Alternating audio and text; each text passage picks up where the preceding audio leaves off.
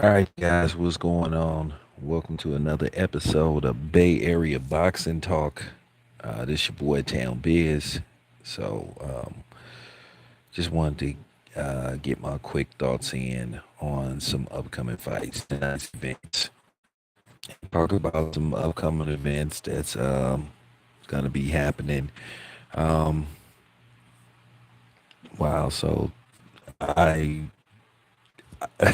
man, I did not realize that tonight you had three different cards going on. But at the end of the day, at least one of them wasn't gonna coincide with the other. Now you have Lipinets versus Figueroa. As you know, Lipinets is a replacement for Adrian Broner. Who basically pulled out of the fight because of mental health issues. Hey, Ryan, can you hear me?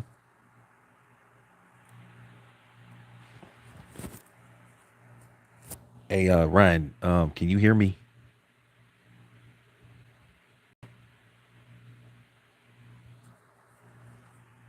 Okay, I just wanted to make sure I got on my headset, so I just wanted to make sure you guys can hear me. All right, so yeah, I'm just chilling. I'm in San Diego. I'm gonna head out to the Noravate fight in a few hours. I'm gonna get something to eat, and then I'm gonna head to the fight.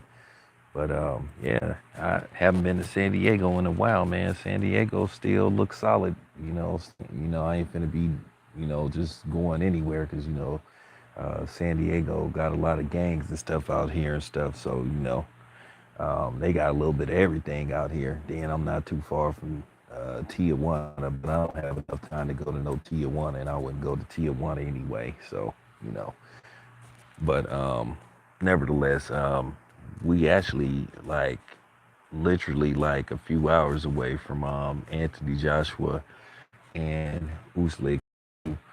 They're gonna do the ring walks. Um, I think around. Well, it depends on where you at. I think if you in the West Coast where I'm at, I think they're gonna come out around maybe the main event's gonna start maybe around between 2 and 2:30. But just to be on the safe side, I would like tap in around, two, just to be safe. You know, see what's going on leading up to the main event. Um, my prediction of that fight, man, as much as I want Anthony Joshua to win this fight, I just got a feeling. Now, I would be happy if Anthony Joshua pulls this off, but I just got a feeling that Uslik is going to win this fight more decisively than he did the first one. I wouldn't be surprised if he stops Joshua.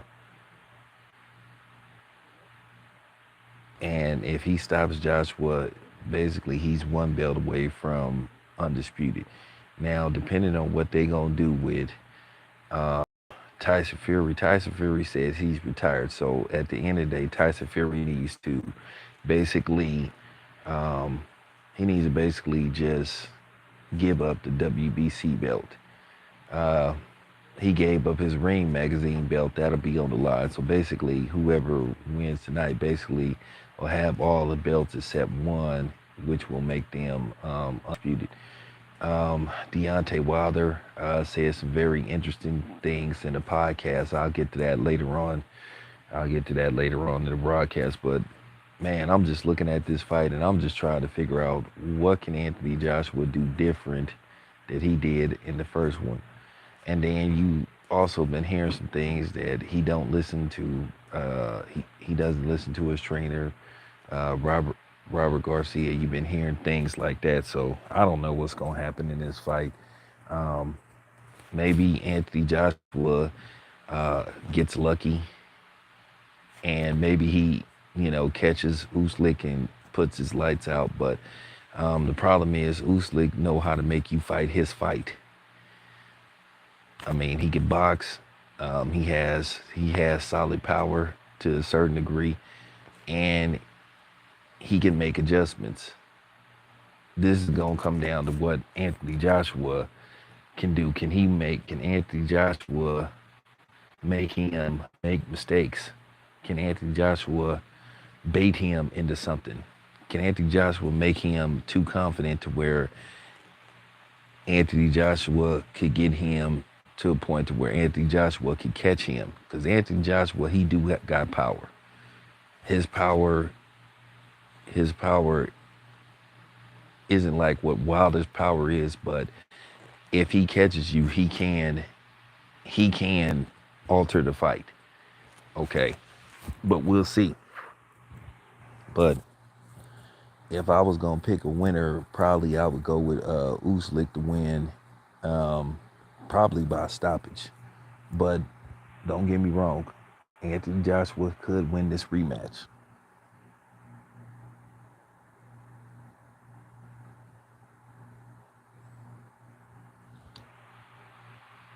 So we'll find out. We'll find out in a couple of. We'll find out definitely in a couple of hours. I'm talking about we literally gonna find out. Let me see. I think it's about 10 o'clock where I'm at because I'm in San Diego. It's about, if it ain't 10 o'clock, it's close to 10 o'clock.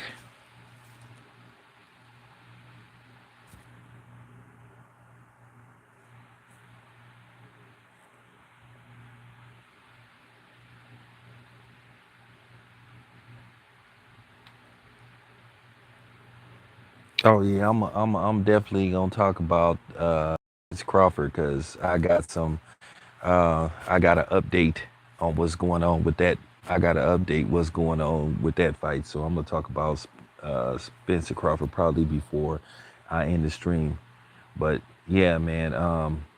At the end of the day, I would like for Joshua to win this fight because I'm still interested in a Wilder Joshua fight. Like I said, if it wasn't for the politics and the powers that be and a lot of egos involved, we could have got that fight made. We could have got that fight made, and we could have had undisputed. But at the end of the day, people couldn't put their egos to the side. People couldn't do whatever it takes to make the fight happen. So, at that time, Anthony Joshua and Deon, DAZN, um, DAZN, Eddie Hearn, Al Heyman, they just couldn't. You know, even Showtime or Fox, they just couldn't find a way to, make it happen. And now that's why boxing is where it is today because nobody wants to really go, put forth an effort to try to make these big fights happen. Somebody got to budge. And like I said, everybody got too much pride and nobody don't want to share it. You know what I'm saying? It's money that could be made. You know, at the end of the day, somebody is going to have to invest in some of these fights. You got to spend money to make money. Now, like I said, I don't believe that pay-per-view is all the way gone. I feel if a person has a good dance partner and you put some money behind it, you can, you know, you can do good numbers. Like I said before, um, Floyd Mayweather and Manny Pacquiao happened in 2015. They had streaming back then, and that fight still managed to do like 4 million pay-per-views at $100 a pop. Now, yes, there's been uh, a lot of changes, to say the least. Inflation is up and that kind of thing. We went through the pandemic and all that kind of stuff, but I still believe that there is enough money out there and enough viewership to get some decent numbers. Now, do I think um, there'll be a fight that'll do 2-3 million pay-per-views? Probably not, but I do think a certain fight, if you have a certain dance partner and you market it correctly, it can do 1 million pay-per-views. That's just real talk. You just got to have a certain dance partner. You got to have a good marketing machine. The problem is people don't want to spend the money. They just want to say, hey, it's a fight, mark it down on the calendar. That's it. That's all. Like I said, if and when Errol Spence and Terrence Crawford happens, they need a major marketing machine behind it. They need to do like a 4 or 5 city tour date. They got to, like I said, if they want this fight to do decent pay-per-view numbers, they got to spend some money. like I said, to just sit up there and just say, hey, it's a pay-per-view going on. Hey, watch it. When is it? Oh, well, that's it. That's all. And that's the problem. So, but yeah, Anthony Joshua and Deontay Wilder, that was just very disappointing that we couldn't get that fight. I'm still interested in that fight, and I still think that there's an interest for that fight. Would Deontay Wilder and Anthony Joshua do what I think it would have did? Anthony Joshua and Deontay Wilder probably could have did. I'm gonna go out on a limb. Had this fight been made at least 4 years ago, I really think Deontay Wilder, if they had did a joint venture, DAZN, maybe DAZN, I almost said HBO, DAZN, either Fox or Showtime. More than likely, it would have been Showtime. I think Deontay Wilder versus Anthony Joshua would have did at least 1.5 pay-per-views, because it would have been an interest in that fight. And the thing is, Deontay Wilder, um, people are anticipating his comeback. People are excited to see Deontay Wilder back in the ring. And like I said before, like it or not, win, lose, or draw, Deontay Wilder is the heavyweight division. He makes the heavyweight division go. And the thing is, Deontay Wilder is slowly becoming a household name, because even casual people know who Deontay Wilder is when they say, "Oh, you heard it? I heard of that Wilder guy," and that's when a casual say they heard of somebody. That mean that there's an interest. That mean when he fights, that mean people are gonna tune in. So, like I said before, had Anthony Joshua versus Deontay Wilder happened, I'm telling you, that fight would have did 1.5 pay-per-views. If Deontay Wilder can get 800,000, 700,000, 300,000, and what I'm saying, three fights with Tyson Fury. Okay, imagine what he could have did if he would have fought Anthony Joshua. They would have been a lot of buzz surrounding that fight. That fight would have did one. It would have been a profitable fight. But like I said, the powers that be, they couldn't put their egos to the side, and they didn't care about the fans. So that's why we didn't get that fight. Now let's just say Anthony Joshua does win. Okay, he gets his belt back. And then let's say Deontay Wilder beats Robert Helenius, and then more than likely Deontay Wilder will fight the winner of he more than likely Deontay Wilder will fight the winner of Andy Ruiz and Luis Ortiz. Don't be surprised if the WBC, if they haven't already did it, they could possibly make it a eliminator bout. That all depends on what happens with Tyson Fury. Me, myself, I think the WBC should move on Tyson Fury and just ask him to give up the belt. If Tyson Fury is not fighting, he should just give up the belt. There's no reason to prolong this. At the end of the day, let's just keep it a buck. Nobody cared about Tyson Fury unless he was fighting Deontay Wilder. Tyson Fury doesn't have a fan base. He's not relevant. I heard his pay-per-view numbers versus Dillian White were horrible. So there you have it. So there you have it. There you have it. It's relevant in boxing when Wilder is fighting, even at 36.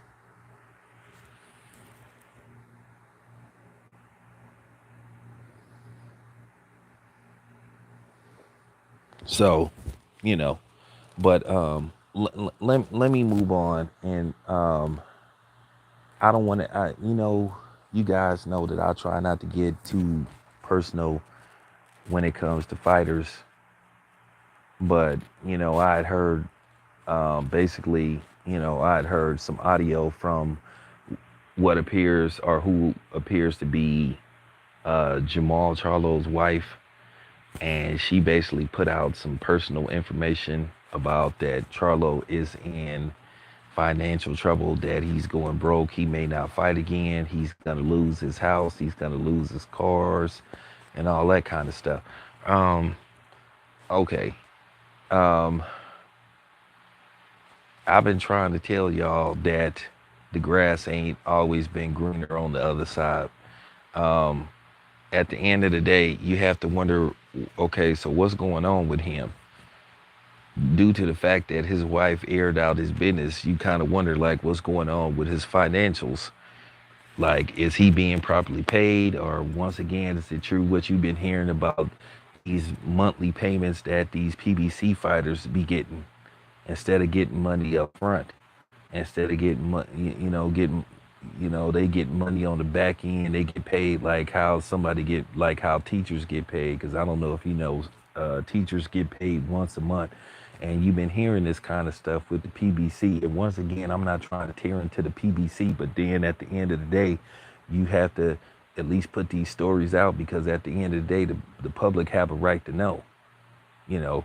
But at the end of the day, Charlo's wife shouldn't have did that. It's just certain things you need to keep. It's just certain things you need to keep behind closed doors, and I just think you shouldn't be putting somebody's business out like that for everybody to know and then talk about. That's just real disappointing. I don't know how old that audio is, but people say it's recent. I just, at the end of the day, I would never, unless Charlo reached out to me, I would never ask him about that. But wish, I really wish people wouldn't do that. And this is what I've been saying. I've been saying this to athletes about protect your image, protect your reputation, so you don't have a Deshaun Watson situation. It's just gonna come to the point. These athletes, if they get married, they're gonna have to start making these women or baby mamas or whatever you want to call them, mother, child, or life partner. They're gonna have to start making them sign ironclad confidentiality, non-disclosure contracts. So basically, they can't air anything out to the public. Well, at least something like that, you know, because at the end of the day, Al Heyman make his fighters allegedly sign non-disclosure contracts, you know, to where they can't like publicly rip him and stuff. So, like I said, it's a lot of issues going on in the PBC, man, that, like I said, I'm going to talk about some of it as we get deeper into this stream. But yeah, that thing with Charlo, that was just really disappointing. That's just really disappointing. But this is what I'm trying to tell you guys. It don't even matter if you like a famous athlete. If you just run into some money, if you financially, you know what I'm saying? If you high value man, rest in peace to Kevin Samuels. At the end of the day, you guys you guys are gonna have to start making these women sign these confidentiality agreements. I know people saying, well, damn, I hope it wouldn't come to that, to where, well, at the end of the day, it's came to that.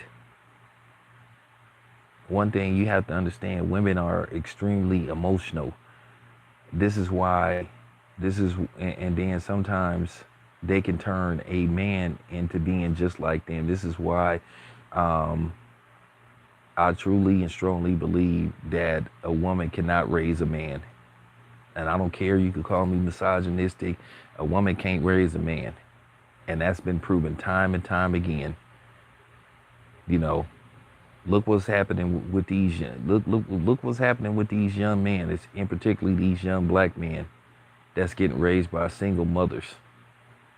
The one, I don't need a man. The one who won't let you see your dad. But then will get on social media acting like the daddy don't want to be involved and all that kind of stuff. So, but that's just real talk. At the end of the day, it's a failure.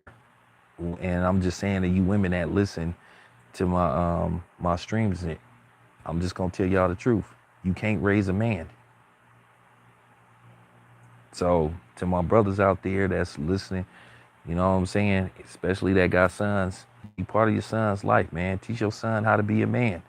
Stop believing what society been telling you, and particularly the white man. Because at the end of the day, most white men, they get the raise, they sons and stuff, and that's why they sons don't turn out to have the tendencies that unfortunately some brothers have. That's just real talk. And stop believing that you can't. No, for real, for real. I'm sorry, I got to tell the truth. I'm just telling the truth. And I'll tell any woman to their face, you can't raise them. You can't raise, you, you can't raise a boy to be a man, because you're not a man. No matter how much no matter how much society has told you, in particularly that you can be, in particularly black women been told that they can be better men than black men, and no, that's not factual. That's not factual. That's a damn lie. But nevertheless, I just wanted to say that, you know, because at the end of the day, I know people didn't see me go in on the Charlos and stuff, and and I only responded to the energy that they put out, and that's it. But to hear somebody's wife publicly air out their business, that's just not a good look. That's just not a good look. Real talk. It's just not a good look, man. So at the end of the day, I hope this situation works out for Jamal. But yeah, like I said, I'm not gonna spend too much time talking about that, because they listen to these videos and stuff. So I don't want them, you know what I'm saying, getting pissed at me and stuff. But I'm just saying, at the end of the day, that wasn't a good look, and I'm gonna keep it 100. That wasn't a good look. Um, wasn't a good look at all. At the same time, I'm not trying to get in a personal business, but at the same time, you got to hold people accountable. And I think that's been men's biggest mistake, and particularly black men's biggest mistake, just not holding black women accountable, or just holding women accountable for their actions, always giving them a pass. You can't always give everybody a pass. Keep in mind, if you keep giving people a pass, they're going to feel like you soft, and then they're going to try to walk all over you, and they ain't going to respect you. Sometimes you just have to put your foot down, whether you like it or not. Whether that's your nature to like, whether that's in your nature or whether that's in your heart. Sometimes you just gotta, you gotta put your foot down, and that's just real talk. Sometimes you can't turn a blind eye. Sometimes you can't turn the other cheek. That's just real talk. But yeah. So now later on tonight, I'm gonna be covering the ESPN fight. Nico Ali fights tonight. Emmanuel Norvate, he's on the card. He's the main event. Now I don't know how true this is. I don't know how true this is, but Norvate, it's in his contract that he has to eventually go see Shakur Stevenson. When I say he has to eventually go see Shakur Stevenson, he has to see him. That's just what I heard. That it's in his contract that he has to either go see Valdez or he has to go see Shakur Stevenson. So if Shakur Stevenson take care of business next month, which I think he should, that could be the next fight. But Norvate, he already then turned down a fight with Shakur Stevenson. But I think he should take it, because I think Shakur Stevenson will bring out the best in him, and I think he'll bring out the best in Shakur Stevenson. You know, at the end of the day, it's funny when it's funny people love to label that title duck when it comes to the brothers, but then when it comes to these Hispanic fighters not wanting to fight black fighters, then all of a sudden it's, oh, what does he bring to the table? He's not marketable and all this kind of stuff. So, whatever, man. So, but they said he gonna eventually have to go see Shakur Stevenson. That's what I've been hearing, but I am looking forward to this fight. So, I'll tap in, of course, with y'all. I'll see, well, it ain't no, I'll see, of course, I'm gonna get some interviews. This depends on who gonna be here. So, I haven't went to the facility yet. So, like I said, I have been to San Diego in like 20 years. So we'll see what's up though. But you know me, I'm gonna get my interviews in. But yeah. Now you have Limpiness and Figueroa. A lot of people think this is a crossroad fight, either one of these dudes. I think it's more crossroads for Limpiness than Figueroa. Even though if Figueroa lost this fight, that'll be 3 fights in a row. Basically, what would happen with Figueroa, he just probably would have to just go back to the drawing board, just work his way back up. We all know Al is gonna look out. We know Al Heyman is gonna look out for Figueroa anyway, because we know Al Heyman makes sure he take care of those Hispanic fighters. He take care of them better than he do the brothers. Yeah, I said it. Yeah, I said it.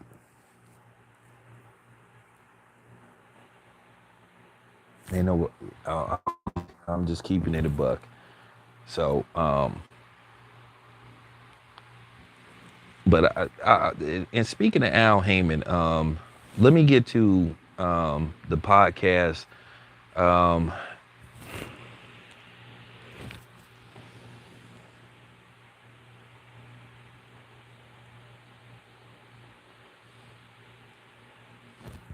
let me get to the podcast. I think it was the PBC podcast that Deontay Wilder was featured on. So, bits and pieces is starting to make its way around the internet streets, the YouTube streets, and everybody was kind of wondering who was Wilder referring to. Many people believe the person that Wilder went off on or was referring to was Al Heyman. Look, it's no secret that there's been something between Al Heyman you know, and Deontay Wilder. Now, the PBC extremist is going to play it off, but I've always detected there's been something between Al Heyman and Deontay Wilder. Deontay Wilder has always struck me as a guy, he's his own man. And I appreciate that in him. You know, um, one thing about Deontay Wilder, he gave us basically the one of the catchphrases of the decade, possibly to this day. So, everybody uses that. I just so he's just charismatic, and you know, I've just always detected there's been something between him and Al Heyman. I've never really wanted to dig. I mean, I could easily probably set up a 101 through 7-8 with Wilder, but I don't really want to go that deep because I don't want it to look like I'm looking for dirt. But at the same time, I am calling out the obvious issues that's going on. It's just you just been hearing about a lot of different things going on behind the scenes with the PBC, the way the PBC has been ran. You just been hearing about a lot of different issues. You've been hearing about financial issues. You've been hearing about people pulling away from deals and stuff because I heard the Fox deal is gonna end. It's gonna end this year. Um, you've been hearing about issues with Al Heyman and Steven Espinosa because Steven Espinosa want Al to deliver them some big fights. Now, like I said before, when the PBC was first formed, it worked for a little while. It worked for a little while, but then it got to the point, hey, everybody ain't with the PBC. There's some fights out there where you just need to make that that the fans can benefit from. That's good, solid fights, because there is money to be made. And at the end of the day, this product, to a certain degree, it started to go stale. And like I said before, of course, I want to see a black man do good. Al Heyman is a black man, but then at the same time, when I see a black man that ain't doing right, and particularly, especially by his own people, yeah, I'm gonna have a problem with that. I'm gonna have a big problem with that. I'm not no puppet.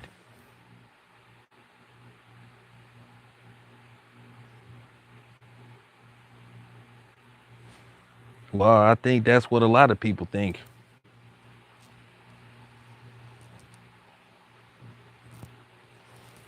I think a lot of people think think that, and I think a lot of people starting to see the light, and a lot of people starting to see the truth about what's going on with the PBC and Al Heyman. At the end of the day, all of us did our part in trying to protect Al Heyman and trying to look out for Al Heyman. But when I seen how like I told you guys, I didn't like the fact how a lot of us was getting treated, you know, the media people was getting treated when we was trying to get credential for these fights, when they was just giving, you know, mostly everybody but the brothers, you know, they only had a distinct, you know, few like personally black ran media outlets that was getting in. And I feel based off the fact that it was a black, most of these fight cards where the main event featured a black fighter, I feel like they should have been more friendly to black media. And they wasn't letting a lot of us in. You know, they kind of went by who, like, and I'm not going to call nobody out, and I don't want it to look like I'm taking a shot at anybody, but they kind of favored the people that was more inclined, that didn't say anything remotely bad about the PBC, that didn't critique them or didn't criticize them. But at the end of the day, like I said before, y'all let Steve Kim in.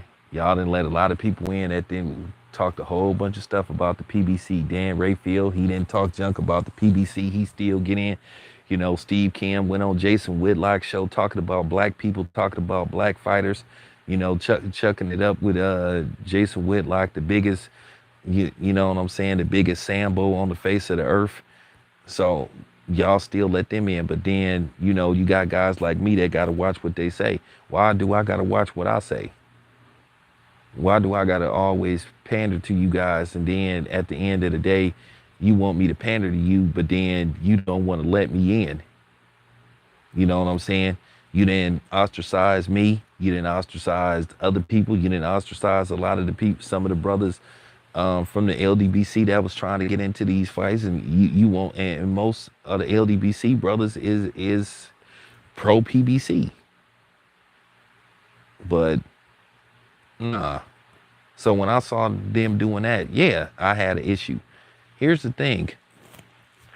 Say what you want to say, and I'm going to just be honest. This going to be the realest stuff that I ever said. Whether we have issues with Top Rank or Bob Arum, this is just real talk. And I'm going to say that this is going to be the realest talk that I ever say. Y'all know me. Y'all done seen my videos that ain't boxing related. I mean everything I say on those videos. Real talk. Yeah, I done had issues with how Bob Arum did move pertaining to certain fights being made. That's just real talk. That's just real talk. But here's the thing though. I don't have no problem getting into any Top Rank fights. Any fight that I get credential, I get credential for, is because I asked to get credential. I don't have to beg. I don't have to do nothing. I apply, I get in. If you know what I'm saying? Whenever I see Evan Korn, he takes care of me. He takes care of me. Here I am covering a Top Rank fight.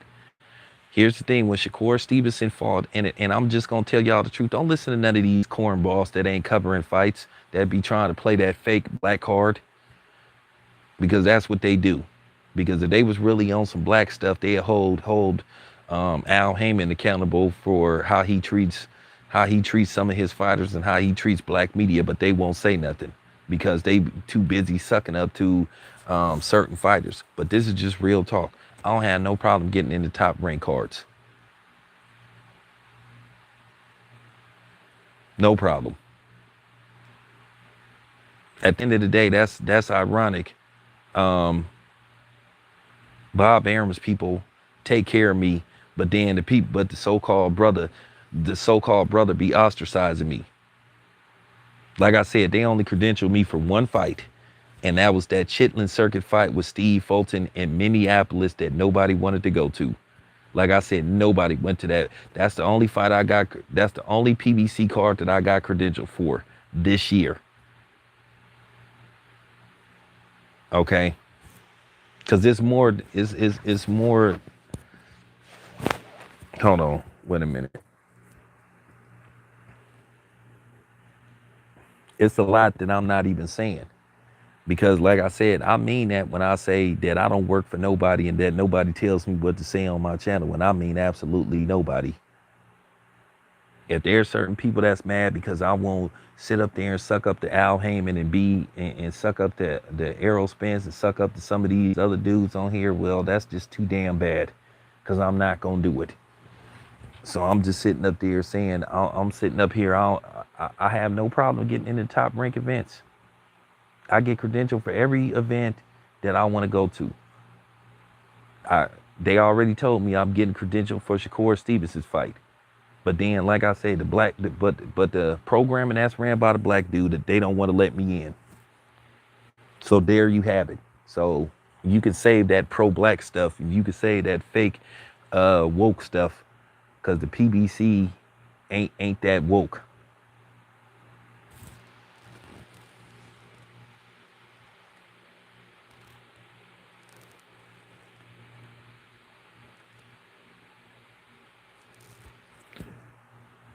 Fred, well, first of all, as far as as far as Fred go, Fred is a cornball.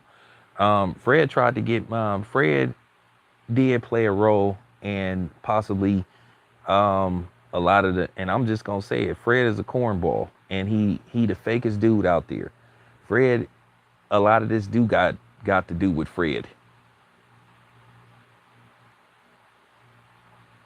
And Fred tried to get my, and like I said before, Fred tried to get my credentials took from Top Rank. Mr. Pro Black, Mr. I'm a big fan of Malcolm X, but Fred was trying to secretly sabotage me. Fred is the biggest snake out there. Fred is a snake oil salesman.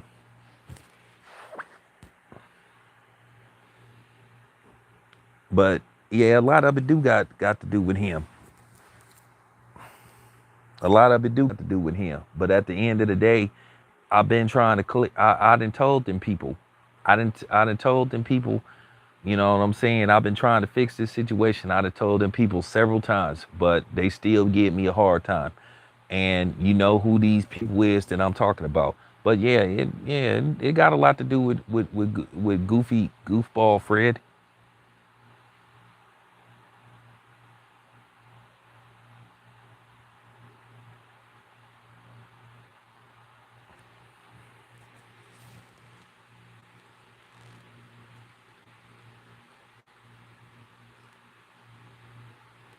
Yeah, of course I'm self-made. That's the problem. I'm too self-made.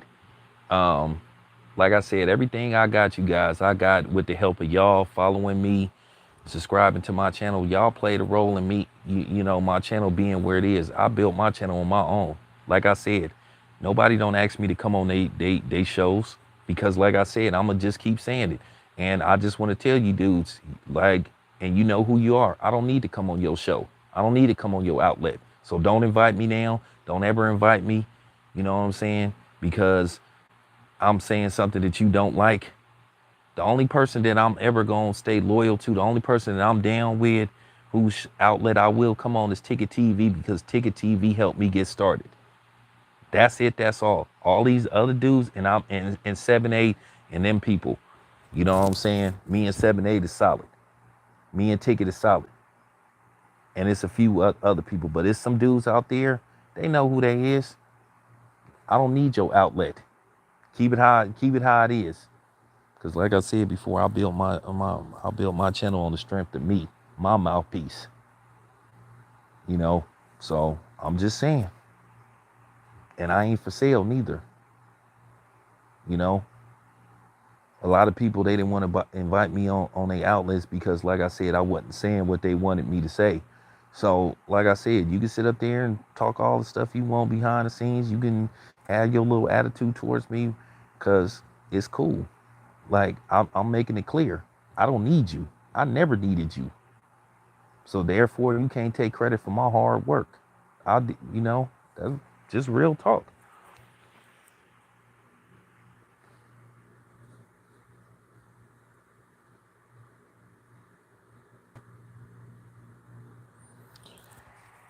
I'm not even gonna go into that, man. All I'm gonna say is people playing with fire.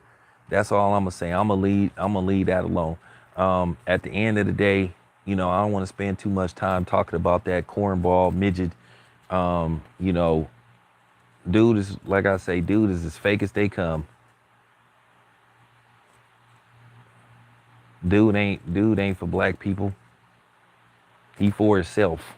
He just one of them people that, like I said before, y'all need to think, and y'all need to think close and hard. You can't be sitting up talking all this super militant, like I said, pro black stuff, man. Like, and you ain't married to no black woman, man. And that's just the bottom line. That's just the bottom line. But I already see the dude. And first of all, and I'm gonna say this, and I'm gonna move on. Have you ever heard me say that they need to bomb Chicago? Did you ever hear me say that they need to go in there and start executing black men like he did? First of all, I don't like what's going on. I don't like hearing about brothers hurting other brothers. I don't like hearing about that. But I'd never say that the Fed should go in there and take out other dudes, other black men. Like I said before, he look who he didn't had on the show. That dude, he didn't had Jason Whitlock on his show. He didn't had that snitch and that cornball. And I'm gonna tell you something else. He didn't had that dude Charleston White on there. Charleston White is the biggest fraud. Charleston White is the biggest fraud out there. And I'm just gonna leave it at that. I ain't trying to start no beef with that dude Charleston White, but Charleston White is a fraud. And I don't even see how anybody could take that dude seriously. That dude is a walking contradiction. Okay, and I'm gonna just leave it at that. That dude is a walking contradiction. I don't even see how anybody could take that dude seriously. But it is what it is. That's what I'm saying. Look who that dude Fredden had on the show. He had that white lady on his show that was going around impersonating a black woman that stole money and opportunities from black women, faking like she grew up being a black woman. He had her on the show. So I'm just saying, that's what kind of cat he is, man.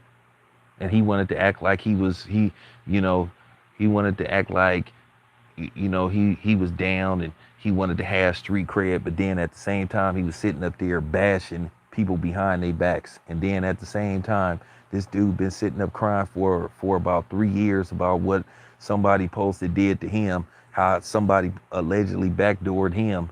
But then from what I heard, he tried to do the same thing. So I'm just saying, I'm just keeping it a buck, man.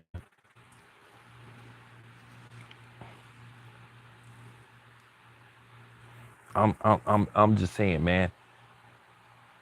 This just needed to be said, man. For real. Like I said before, I ain't trying to start no beef with that dude, but I'm just keeping it 100. Like I said, it's just certain people on here. I don't even know how you take them seriously. A lot of these dudes on here is cartoons. Um, from some of these boxing channels to these dudes that do sneaker reviews. They go around and accuse everybody else of reviewing reps and selling reps and all that stuff, and they do the same thing. So I mean, the hypocrisy on here is just real, and I'm just keeping it a buck. But let me move on. I don't want to spend too much time talking about that cornball about the midget. Real talk. Let me move on to the next subject. So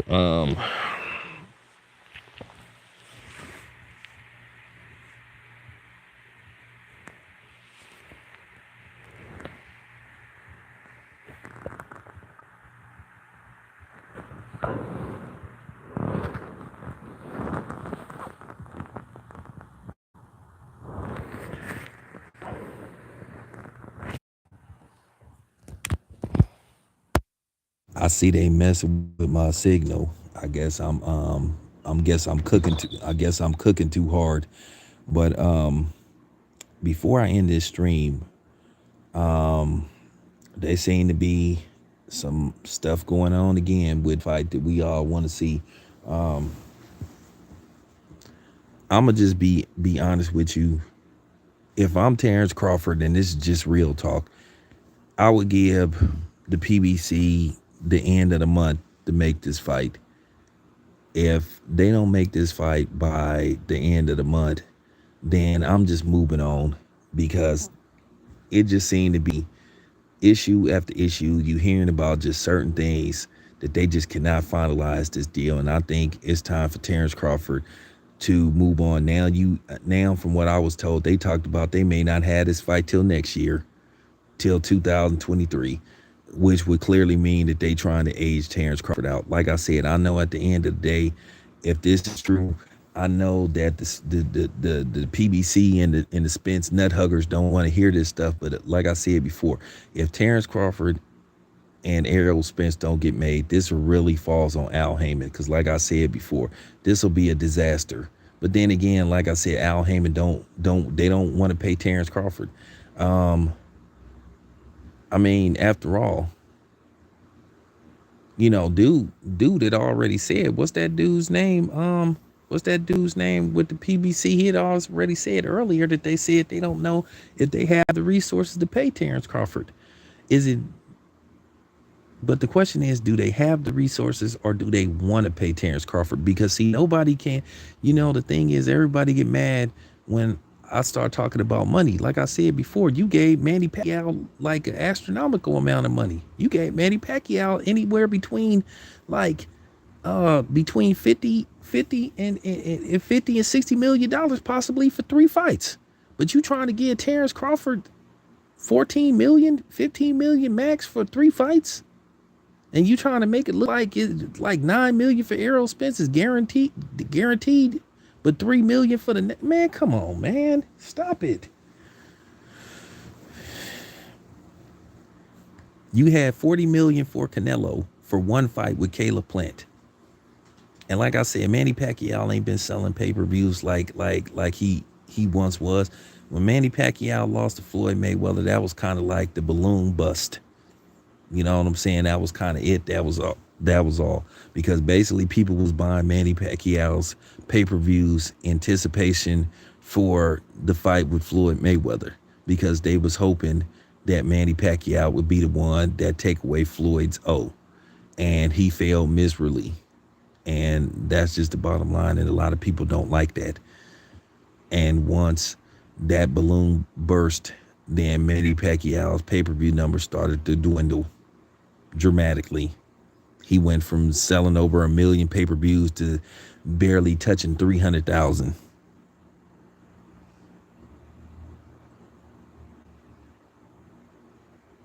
So, but like I said, nobody wants to question that, because like I said, a lot of these dudes be too busy having their head up Al Haymon in the PBC's ass.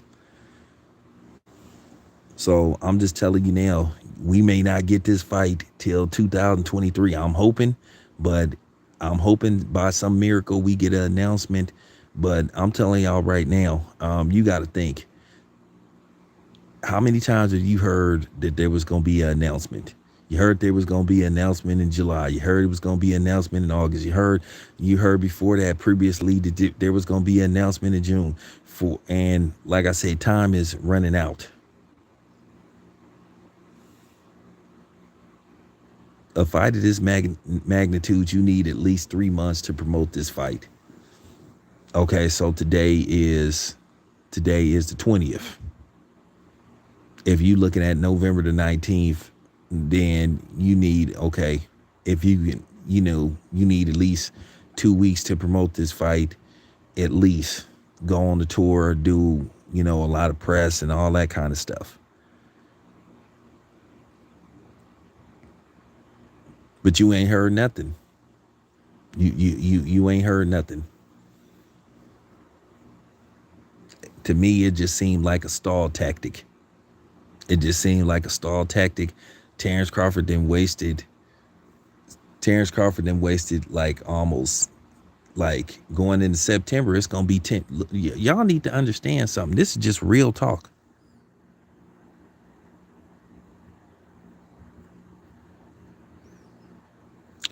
Y'all need to understand something. We headed towards September.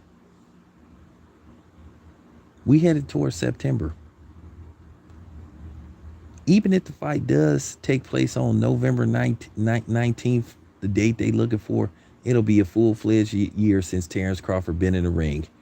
And keep in mind, Terrence Crawford will be 35 on September the 28th. And if this fight get pushed back to 2023, they are clearly, obviously trying to age Terrence Crawford out. You get they're clearly trying to age that man out. And I don't want to hear this stuff about Errol Spence had a car accident and all that stuff and still was able to fight. Well, Terrence Crawford been shot and he went on. Terrence Crawford got shot. So what? You don't know when that clock hit you. There is a such thing as getting old overnight. And to be honest with you, like I said, if this fight don't happen, it's just been proven. It's been proven what I've been saying. Terrence Crawford wasted his time. They like I said before, it do not take no 9 months to negotiate a fight. It don't take no 9 months to negotiate no fight.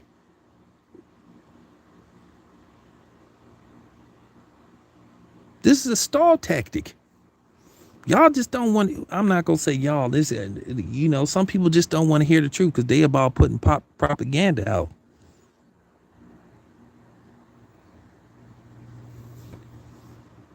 So that's the latest word I've been hearing now.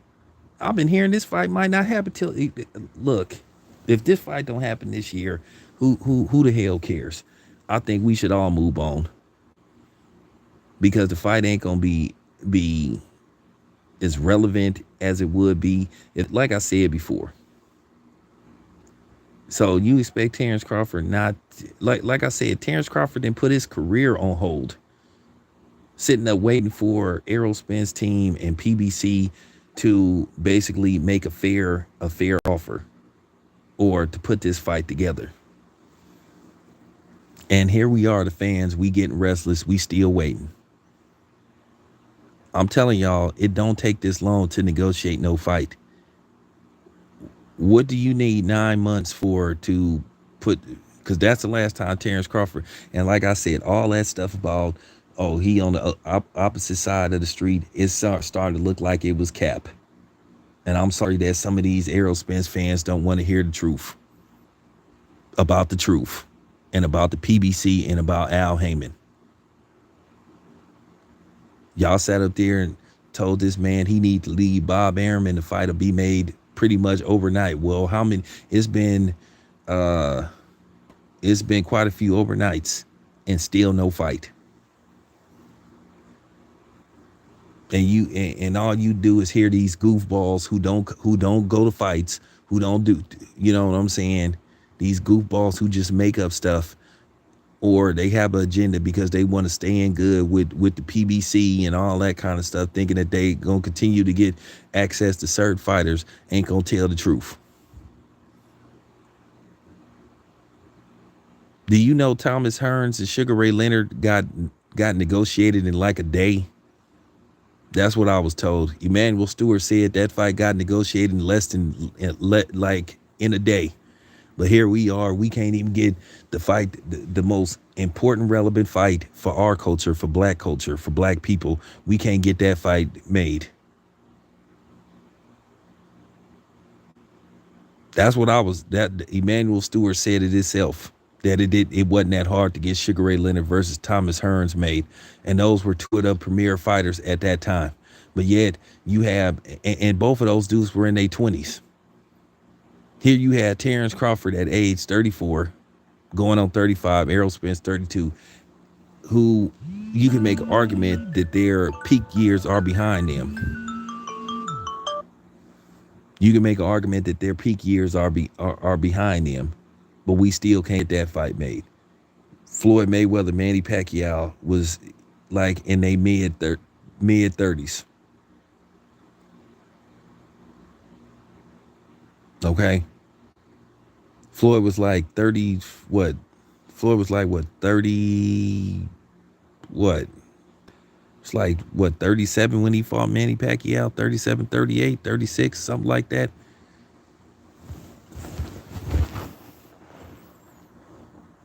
They should have fought when they was at least in they, you know what I'm saying?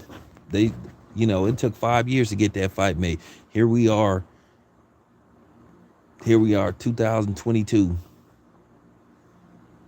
4 years later, since Terrence Crawford made his debut at, you know what I'm saying, at 147, and still no fight. It was cap. It was cap. Okay, there you go. 38.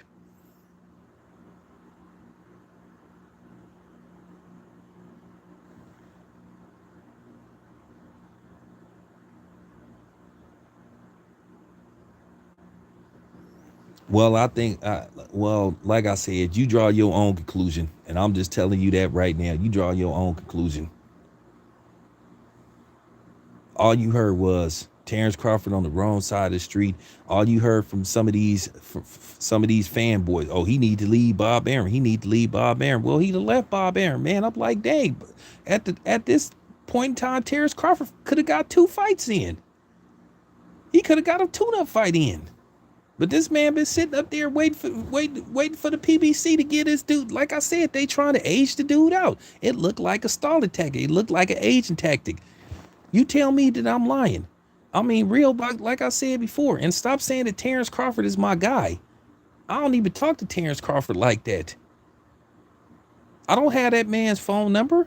Ain't nobody my guy. I'm just telling the truth. I'm just telling the truth, man. The PBC pretty much then did the same thing that they accused Top Rank of doing, having a whole bunch of in-house fights. Some were good, some were some were like, I don't care about this. They did the very same thing that Top Rank was accused of doing, making in-house fights, not wanting to make outside fights. And and to be honest with you, that sounds stupid now, where we saying outside fights. Like I said, this ain't no gang. This ain't no gang stuff. I'm just saying, man. It shouldn't be this hard to get fights made, man. This ain't no gang. This ain't no Crips and Bloods. This ain't no Serranos. This ain't no, you know what I'm saying, real talk. This ain't no Nathaniel thing. This ain't none of that stuff. There ain't no Latin Kings. This ain't no Vice Lord. Ain't no Disciples. Ain't none of that stuff. You know? This is just boxing. You wouldn't hear none of this stuff in the 80s, in the 90s. Oh, man, Don King, I can't do a deal with Don King because this happened. Rock Newman in the way. But this what you get now. Well, Eddie Hearn is gonna do this, Bob Arum is this, Al Heyman is this, Oscar that. That's ridiculous. I guess I'm the one that just gotta be the truthful one about this. This is just absurd. So like I said, if I'm Terrence Crawford, I'm giving them to the first to have a fair deal, a real deal. At the very least, Terrence Crawford should get a 3-fight. Terrence Crawford, if they gonna offer Terrence Crawford some real money, they should at least offer Terrence Crawford a 3-fight, $35 million deal. They could offer him 3 fights, $35 million. Three fights, $25 million.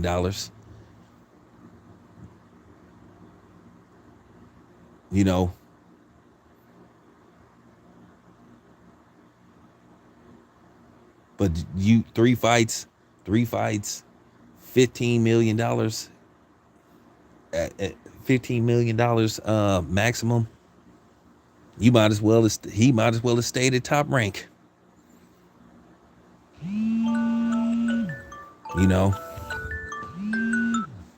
might as well have stayed at Top Rank, but then that's what we got going on. Like I say, nobody wants to tell the truth.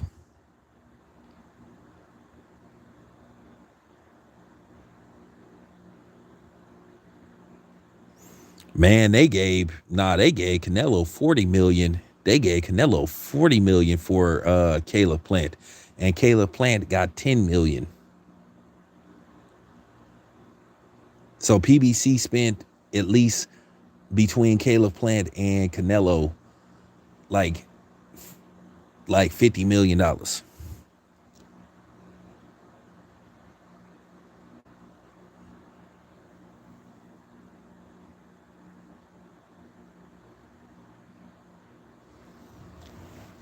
Man, you can't argue with you can't argue with people.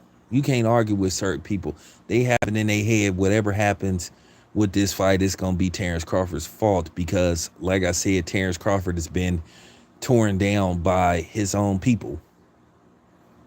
Like I said, I never tried to tear down Terrence Crawford or Errol Spence to make either one of them. Because, like I said, at the end of the day, we should be, like I said, it's okay to pick a winner. It's okay to say, hey, I think Errol Spence can beat Terrence Crawford. He will win the fight. Or it's okay to say, hey, I think Terrence Crawford can beat Errol Spence. But when you start like having personal attacks like some of these dudes was doing, because some of these dudes made it personal. And like I said, when you like I said, I never tore down Terrence Crawford or Errol Spence to make one look better than the other. But you had people, you had the midget doing that. One of the because he one of the dudes that started this movement. Now that he fell out of favor with the PBC, now all of a sudden he trying to be, he didn't flip the script now. So I'm just saying, I presented nothing but facts. I told you guys back in 2019 that this was the plan. I told y'all that they was gonna do this stuff. I already knew. I already knew.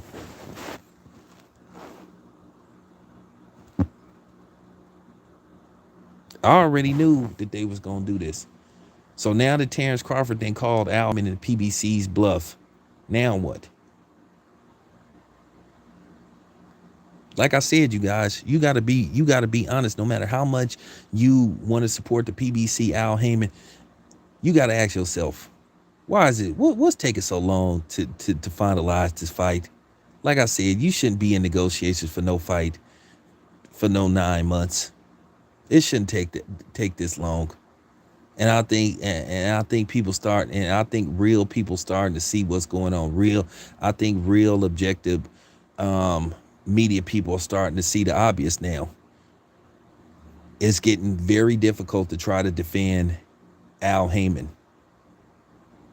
It's getting very difficult to, because I'm not per se like just strictly pointing the finger at Errol Spence. I do think Errol Spence in reality wants to fight.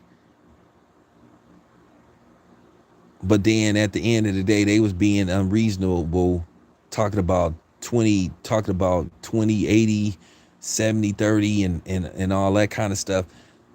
Because at the end of the day, Terrence Crawford is already established. This would be Errol Spence's first attempt at becoming undisputed. Terrence Crawford has already been undisputed, and that speaks volumes a lot. That alone gets him at least 50% of the purse.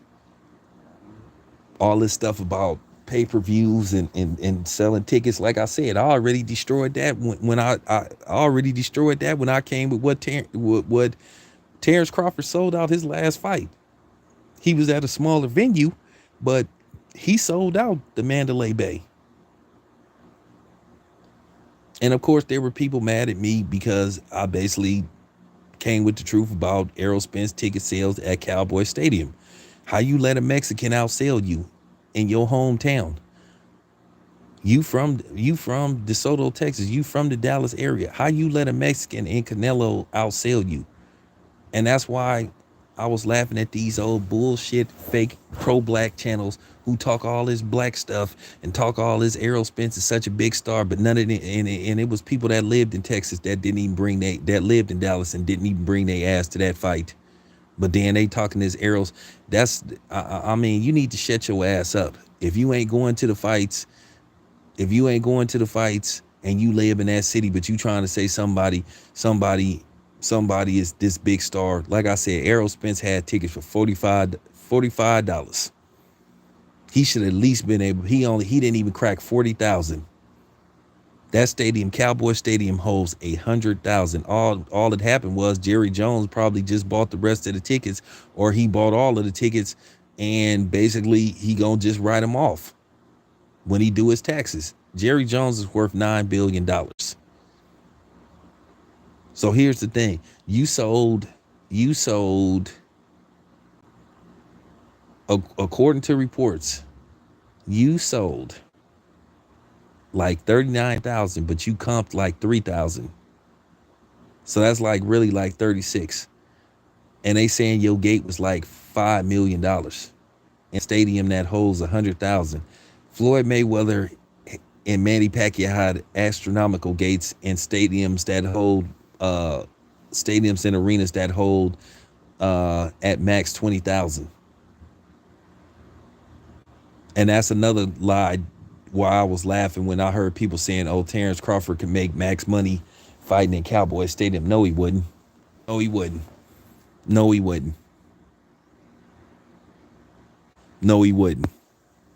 So that's when I was saying, how you gonna sit up there and try to make it look like you this big star and you didn't even sell out 50% of your home stadium.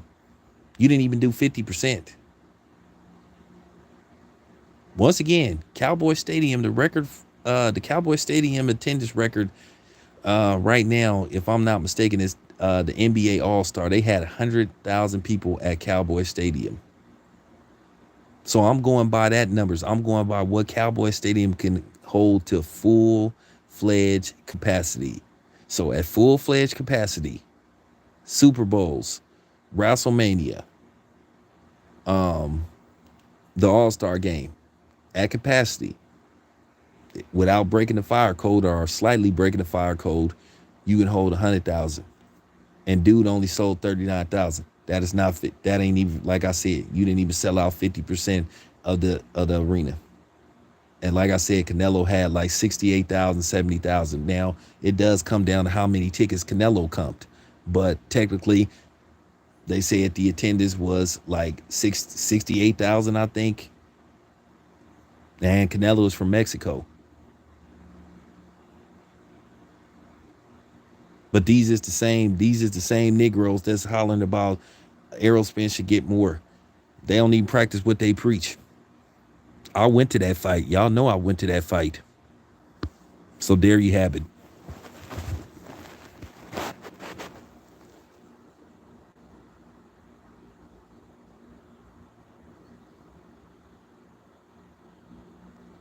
There you have it. But anyway, appreciate y'all tapping in. Finna get a quick nap in. I'll see y'all in a few hours in San Diego.